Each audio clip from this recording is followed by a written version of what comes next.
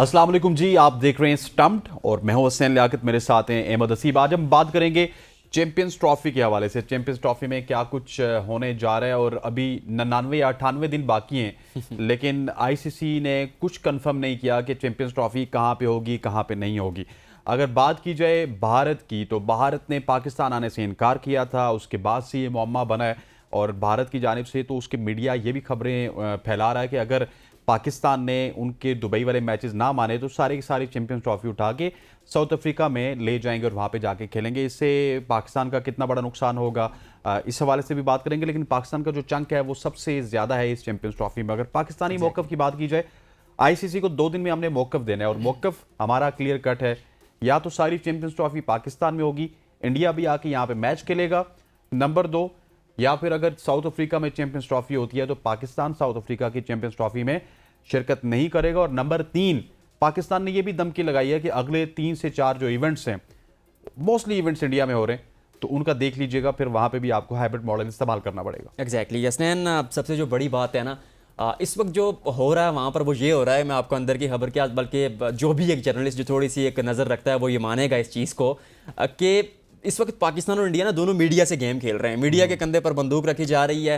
As such कोई चीज़ें ऐसा नहीं है कि आईसीसी ने लिख कर दे दिया कि भारत नहीं आएगा। मतलब ठीक है, बात हुई होगी, टॉक हुई होगी, मे भी मीटिंग में भी कहीं ना कहीं बात हुई होगी, लेकिन एज सच ऑफिशियल कोई नहीं आई। अब भारत क्या कर रहा है? भारत अपने मीडिया के जरिए खबरें फैला रहा है कि अगर चैंपियन ट्रॉफी के मैचेस दुबई में ना कराए गए, हाइब्रिड मॉडल ना हुआ, तो ये चैंपियन ट्रॉफी जो है पाकिस्तान से निकाल कर, यानी सैक करके पाकिस्तान से राइट्स साउथ अफ्रीका को दे दिए जाएंगे। अब पाकिस्तान क्रिकेट बोर्ड उसके जवाब में क्या कह रहा है? पाकिस्तान क्रिकेट बोर्ड कह रहा है कि हाइब्रिड मॉडल तो दूर की बात, मतलब अगर एक भी मैच पाकिस्तान में ना हुआ तो हम चैंपियन ट्रॉफी खेलेंगे ही नहीं। फॉर एग्जांपल, अगर भारत के मैचेस दुबई होते हैं या श्रीलंका होते हैं और बाकी जो मैचेस होते हैं टीमों के, अगर वो भी यहाँ होते हैं तो पाकिस्तान क्रिकेट बोर्ड ये भी नहीं मानेगा। और पाकिस्तान क्रिकेट बोर्ड का 2 टोक मौक़िफ़ सामने आया है। और एक सबसे जो बड़ी बात मोहसिन नकवी ने, जो मुझे पर्सनली पसंद आई, मैं हालांकि उनका क्रिटिक हूं, लेकिन उन्होंने कहा है कि हर बार जो है ना हम सॉफ्ट गेस्चर देते हैं, सॉफ्ट सिग्नल देते हैं भारत को, लेकिन इस बार हसनैन ये चीज़ आपने एक्सपेक्ट नहीं करनी। इस बार पाकिस्तान जो है ना ईंट का जवाब पत्थर से देगा। अच्छा, ये जो ईंट का जवाब पत्थर से देने का ना, माजी में भी हमने, अगर वर्ल्ड कप की बात की जाए 2023 का,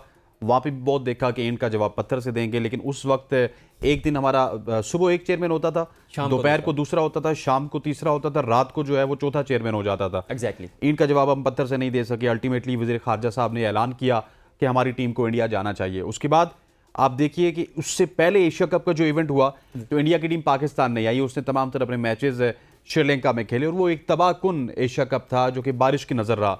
अब जो Pakistan cricket board firm stand ले रहा है, पाकिस्तान की गवर्नमेंट फर्म स्टैंड ले रही है, क्या ये उसी तरह तो नहीं होगा कि नादा गिर गया सजदे में जब वक्त क़याम आया? क्योंकि हमने देखा है पाकिस्तान हुकूमत की जानिब से और पाकिस्तान क्रिकेट बोर्ड की जानिब से अल्टीमेटली इनको शायद दराजी कर लिया जाता है। हमें ये अपना नुकसान बताना स्टार्ट कर देते हैं।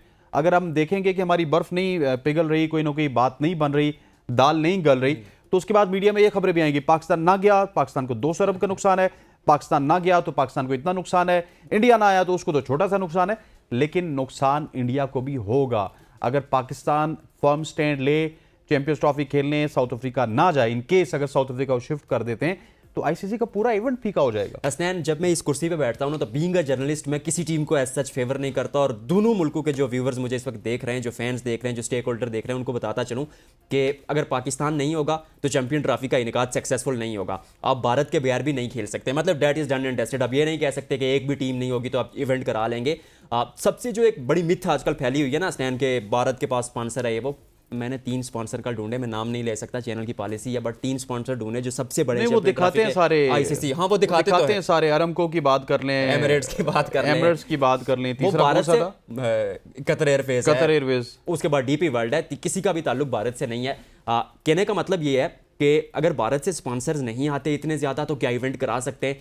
To be very honest, still नहीं करा सकते, क्योंकि सबसे जो बड़ी अमाउंट आती है वो ब्रॉडकास्टर की आती है। अब ब्रॉडकास्टर क्योंकि भारत से ज़्यादा ताल्लुक होता है, उनका जो प्रोडक्शन हाउस है वो भी भारत का होता है। और इस स्टेज पर आप अगर दोनों में से कोई भी टीम अगर निगलेक्ट करेगी तो चैंपियन ट्रॉफी का इनेकाद बिल्कुल कैंसिल नहीं। आपके कहने का मकसद यह है कि भारत इस वक्त आईसीसी को भी डिक्टेट कर रहा है और वो उनको भी ब्लैकमेल कर रहा है। पाकिस्तान क्रिकेट बोर्ड को छोड़ दें। फिर मेरा मौक़िफ़ सुन लें कि आज मैं सबसे बड़ी खबर अपने व्यूवर्स को दे रहा हूं कि चैंपियन ट्रॉफी या तो पाकिस्तान में होगी या होगी ही नहीं।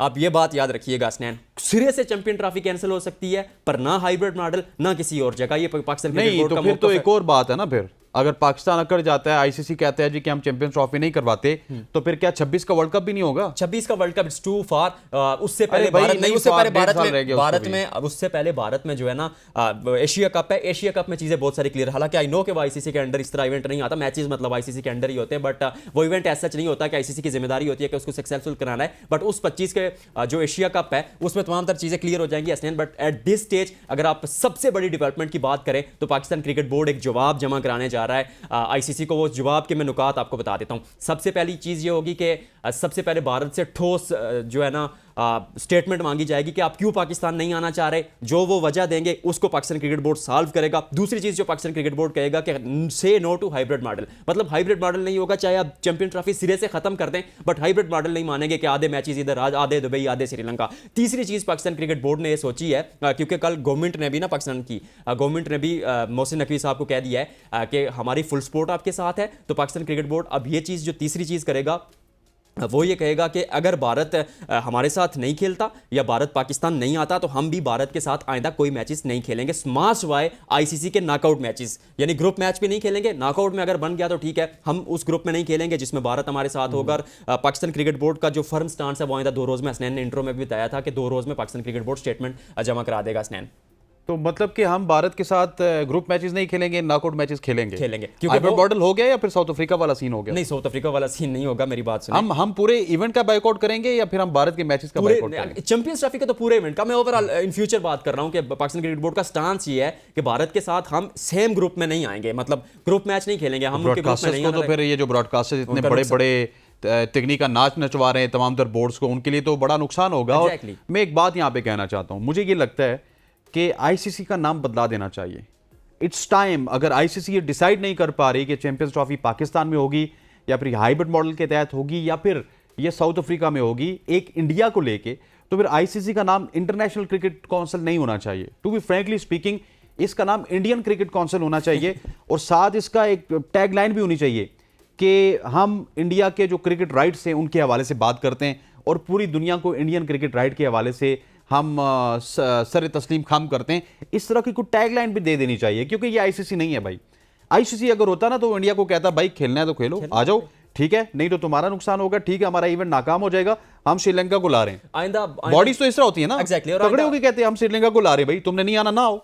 ये टू बी वेरी ऑनेस्ट आप नहीं ला सकेंगे श्रीलंका को। अरे भाई अगर बॉडी आपकी तगड़ी हो तो नहीं आ सकती? नहीं आ सकता। क्यों नहीं आ सकता? सर नहीं आ सकता। आईसीसी का आपसे एक अहम मेंबर, अगर ये टीम होती ना कोई छोटी, तो मैं कहता कि मैं भी आप उसको रिप्लेस कर सकते हैं। आप भारत के खिलाफ, मैं पहले कह चुका हूं कि मैं कुर्सी पर बैठता हूं तो मैं किसी टीम को फेवर नहीं करता। आप एबीएन से तनख्वाह ले रहे हैं? क्या एबीएन से तनख्वाह ले रहे हैं? ऑब्वियसली ले रहा हूं। एबीएन वाले आपको कहें कि इस टाइम पे वीलॉग नहीं करना जी, आप अगर कहें मैंने करना है तो फिर क्या होगा? मैं एबीएन को एक स्टेटमेंट दूंगा कि इस टाइम पर स्टेटमेंट वीलॉग देंगे, जरूरी है। स्टेटमेंट वो नहीं मांगेंगे तो फिर मतलब एट दैट आप फिर भी अगर वीलॉग करेंगे तो आपको फारिग कर देंगे ना। एग्जैक्टली। एबीएन इदारा है ना जी, आईसीसी इदारा है जी। द पॉइंट इज दैट कि आईसीसी इदारा बने। बट एबीएन को अगर मैं रेवेन्यू दे रहा हूं, एबीएन का मेरा आप वायरल जा रहा है, जो आप लोग वायरल करेंगे, जो आप लोग वायरल करेंगे, एबीएन को जितना भी रेवेन्यू दे देना, एबीएन अपने तई भी कुछ रेवेन्यू कमा रहा है ऑब्वियसली। लेकिन अगर एबीएन को मेरा फायदा हो रहा है, मेरा कंटेंट एबीएन को, माय पॉइंट इज इदारा सर इदारे को फायदा हो रहा है, इदारा मेरी बात सुनेगा, इदारा दैट इज नेचुरल, इदारा मेरी बात सुनेगा। वायरल की बात चली है हसनैन, व्यूअर्स शेयर करेंगे और आप अपना कमेंट सेक्शन में जरूर बताइएगा कि आप क्या चाहते हैं। चैंपियन ट्रॉफी पर हमने डीपली बात की, इस पे आगे भी बात करते रहेंगे। एक और बड़ी खबर, किंग बाबर आजम और मोहम्मद रिजवान ओपनिंग करने जा रहे हैं। हसनैन लियाकत का खबरी क्या कह रहा है? टफ क्वेश्चन है, लेकिन मुझे लगता है कि जिस तरह की सेलिब्रेशन देखने को मिली थी बाबर आजम और रिजवान की जानिब से, लास्ट ओडीआई की बात की जाए, दोनों में तो मेरे ख्याल वो दोनों विकेट पे मौजूद नहीं थे। लास्ट ओडीआई में बड़ी सेलिब्रेट किया और मेरी खबरें यही कह रही हैं कि बाबर आजम और मोहम्मद रिजवान ही ओपन करेंगे और वो मेरा ख्याल है कि एक जेस्चर होगा रिजवान की जानिब से। रिजवान क्योंकि जब वो कोई कप्तान हुआ करता था तो रिजवान उनकी आंख का तारा हुआ करते थे। अब अगर आंख का तारा बाबर आजम नहीं भी हैं तो रिजवान ये शायद शो करने की कोशिश करें कि we are going with the flow. और जिस तरह से हमारी पार्टनरशिप चल रही थी 2022 के क्रिकेट वर्ल्ड कप से पहले, T20 वर्ल्ड कप से पहले, उसी तरह से हमारी पार्टनरशिप चलती रहे। और यही मौकफ मेरा ख्याल है कि इस वक्त वो बोर्ड के सामने भी रख रहे हैं, सिलेक्टर्स के सामने भी रख रहे हैं। और मुझे कभी उम्मीद है कि बाबर आजम और मोहम्मद रिजवान ही आपके ओपनर होंगे। लेकिन क्या होना चाहिए या नहीं होना चाहिए, that is a big question, and according to me नहीं होना चाहिए। तो किसको कराएंगे ओपनिंग फिर? आप किसी और को करवा दें। साहबजादा फरहान आपके पास ऑप्शन है, मैं भी साहबजादा फरहान के साथ जाएं, क्योंकि यार ये साइम अयूब के साथ क्या किया आपने? साइम अय्यूब ना टीम से वो तो मतलब पहले हमने शुरू पे, क्योंकि मैं पहले T20 प्लेयर था वो, उसको उसके बाद टेस्ट में ODI और लेके गए, टेस्ट फिर प्लेयर ओडीआई में बना लेके गए। अब जब वो खेलना स्टार्ट हुआ T20 से ही ड्रॉप कर दिया। हमारा प्रोग्राम है स्पोर्ट्स बज़ इसी चैनल पर, उसमें मैं क्योंकि रिसर्चर हूं तो हमने बड़ी इस पे डिस्कशन की थी, बड़ी बात की थी जब स्क्वाड की अनाउंसमेंट हुई थी कि साइम अय्यूब मतलब T20 में नहीं रखा यार। नो लुक शॉट वायरल ही तो T20 में हुआ था, PSL लीग्स क्रिकेट में परफॉर्म किया, CPL में परफॉर्म किया, उनको आप वनडे टीम में रख देते हैं, टेस्ट टीम में साथ लेकर जाते हैं, पर T20 टीम से ड्रॉप कर देते हैं। मतलब does that make any sense? और इस स्टेज पर जब साइम अय्यूब नहीं है तो साहबजादा फरहान को आप मैचेस खिलाएंगे या नहीं खिलाएंगे? अगर खिलाएंगे तो किस नंबर पर खिलाएंगे? पहले 2 मैचेस में वो फेल हुए, डोमेस्टिक में बंडल्स के हिसाब से रन बनाकर आए, सीजन में 13-13, 14-14 रन बनाकर आए, नंबर 6 पर पाकिस्तान ने उनको खिला दिया। अब हसनैन अगर वो खेलते हैं तो किस नंबर पर खेलेंगे? कौन? साहबजादा फरहान। मेरा ख्याल है कि वो अगर वो डोमेस्टिक पे ओपनर खेलते तो ओपनर खेलना चाहिए। अच्छा, चलिए फॉर मी अगर आप मुझसे पूछते हैं साहबजादा फरहान को ओपनिंग ही करनी चाहिए, बाबर आजम को नंबर 3 पर आना चाहिए, क्योंकि रिजवान और बाबर आजम 2 एक्यूमुलेटर के साथ आप स्टार्ट नहीं कर सकते। मॉडर्न डे क्रिकेट में आपको ब्रिस्क स्टार्ट चाहिए, और for that you need a gun player. मे भी फखर उस्मान का आप दोबारा सोचें। सुफियान मुकीम खेल रहे हैं, पक्की बात है ना, क्योंकि स्पिनर नहीं है आपके पास। वो फैसल अकरम है।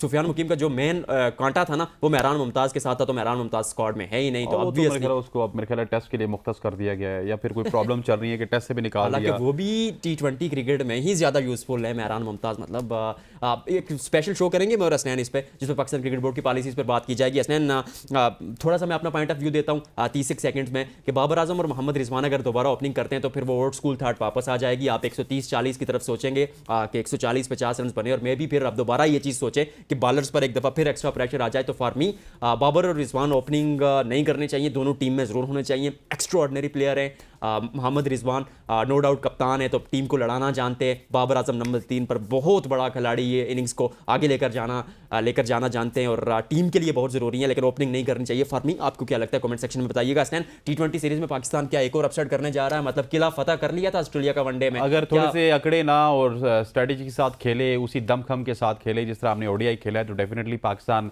T20 में भी ऑस्ट्रेलिया को मात दे सकते हैं। क्योंकि जब कंपैरिजन करते हैं तो पाकिस्तान के पास बहुत ज़्यादा एक्सपीरियंस मौजूद है, ऑस्ट्रेलिया के पास एज सच एक्सपीरियंस मौजूद नहीं है as far as T20 side is concern. पहले 2 ओडीआईस की बात अलग है, लेकिन आखिरी जो ओडीआई में टीम खेली थी मोर और लेस वही टीम आप T20 में भी खेलते हुए देखेंगे। आज के व्लॉग से इतना ही, इजाज़त दीजिए, अल्लाह ने के बाद।